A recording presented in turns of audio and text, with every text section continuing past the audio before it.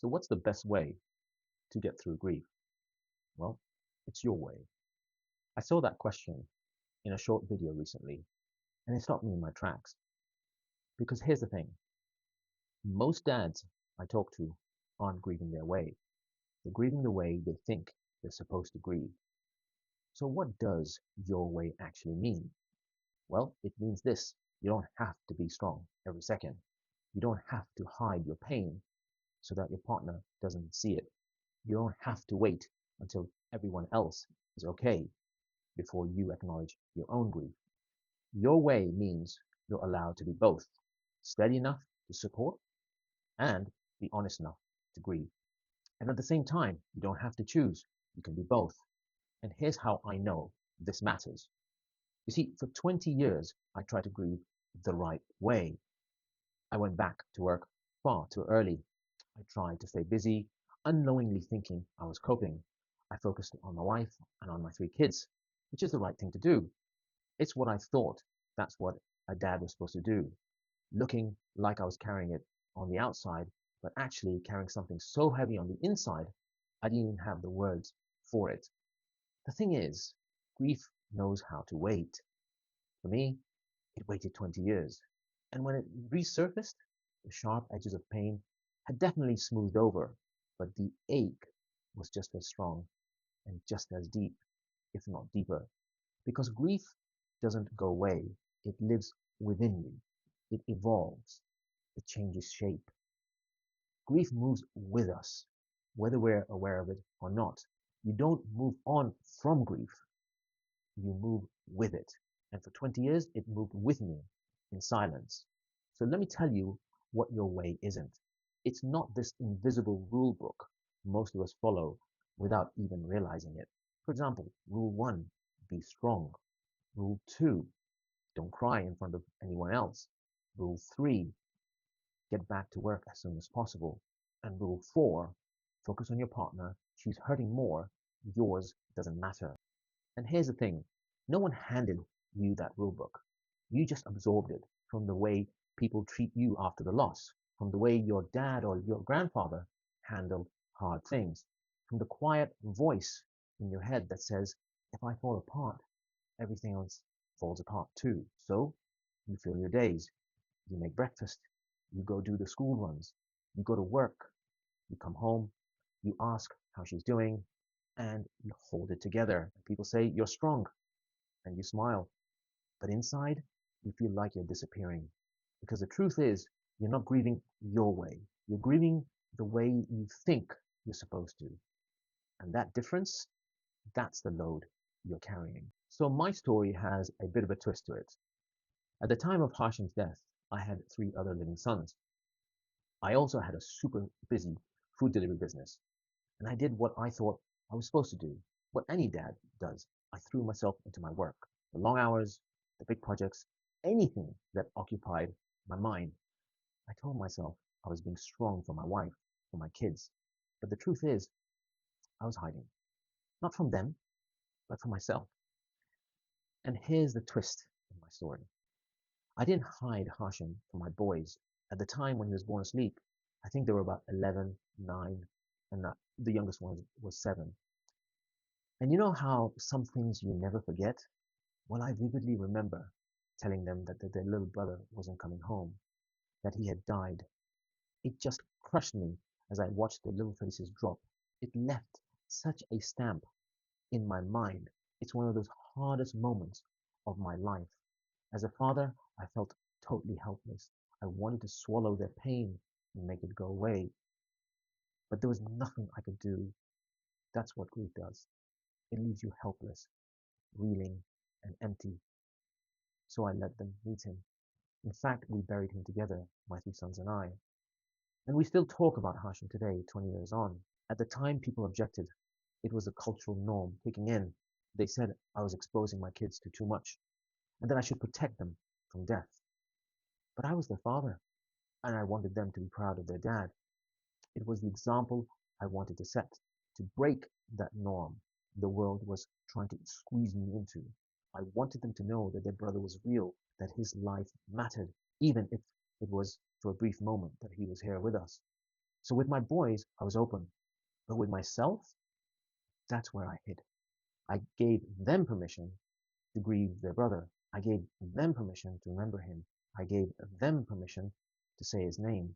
But I didn't give myself permission to carry my own pain openly. I didn't give myself permission to offload the grief and listen to my aching heart.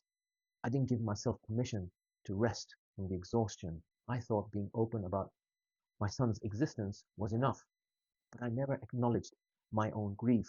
Because if I'd stopped filling every minute of my day with something productive, I'd have to feel his loss. And I didn't think that I was allowed to feel it, at least not like that. So I buried it deep. And for years, I thought I dealt with it. I thought, okay, we've got through that. Life could go on now. But grief doesn't work that way. It waits. And this year, 20 years later, it came back. Not because I was weak, not because I did something wrong, but because I never gave it a safe place to sit. I never gave myself permission to grieve my way. I was too busy grieving the right way. Over the years, here's what I've learned. There are two kinds of problems when it comes to grief. The first is one everyone sees. You lost your child. You're back to work. You're coping. Life looks normal. That's the surface problem. Underneath that is a much deeper problem, and it's this. You feel you have to choose between a supporter or a griever, between being strong or being broken, choosing between their needs and your own needs. That's the internal problem. That's what makes grief so exhausting, because you're not just carrying the loss, you're carrying the guilt of wanting to grieve. You're carrying the shame of feeling like you're not handling it. You're carrying the fear that if you let it out, it'll never stop. And here's the philosophical truth underneath all of that. Your grief shouldn't cost you your voice to love your child. A grieving dad's love is real. You can honor your child's memory, say their name, tell their story, keep them present, and still need a safe place for your own pain to sit. Those aren't the same thing. One is about them, the other is about you. And when the world tells you, quietly, subtly, sometimes without words, that your grief doesn't count as much, that's not just sad, that's wrong. You're not a background character in the story. You're a father who's lost a child, and you deserve to grieve that loss in a way that honors both your love for them and your need to be heard, seen, and acknowledged. That's what your way really means. Here's something I learned the hard way. There's a difference between letting your grief shape you and being shaped by grief. When Hashim died, I resisted. I thought I could force the pain down. I thought if I worked harder, stayed busier, I could take the pain away. Not just for me, but for my wife and for my three sons. I wanted to absorb it all so that they wouldn't have to feel it. And I always thought that's what makes a good dad, a good husband, a good man. But years later, I realized I wasn't wrong and I wasn't right. I was just practicing what I had been indoctrinated into, what the world expected me to be, and what I thought a father was supposed to become. It's what I call the triple S effect: to be strong, steady, and silent. The problem wasn't that I wanted to protect my family. The problem was that I let grief shape me without me having any say in it. I let society's expectations shape how I grieved. I let fear shape my silence. I let guilt shape my exhaustion. But when it's done your way means you get to choose. You let grief change you, but not by being passive in it. You don't let it crush you. You don't let it make you invisible. You shape how you carry it. And that changes everything. Now, before we go any further, if any of this is landing for you, if you're recognizing yourself in what I'm saying, hit subscribe because I'm building something here, a space for dads like us, and I'm keen that you don't miss out. So how do you start grieving your way? Well, here's what I've learned. Most dads don't need to talk more. They need a place where their grief can sit without pressure. And for me, that place was writing, not journaling, not therapy, just writing such as short notes or even letters to myself, to Hashim, to the life I was trying to rebuild. And here's what writing did for me. Firstly, it gave my grief a voice when I didn't have the words to speak it out loud. Secondly, it let me process without performing, where no one was watching and no one was judging, with just me and the page. And thirdly, it helped me to figure out who I was becoming. Not who I used to be, not who I thought I should be, but who I actually am now. Writing didn't fix the grief, but it gave it somewhere safe to land. So here's what I'd like to share with you today.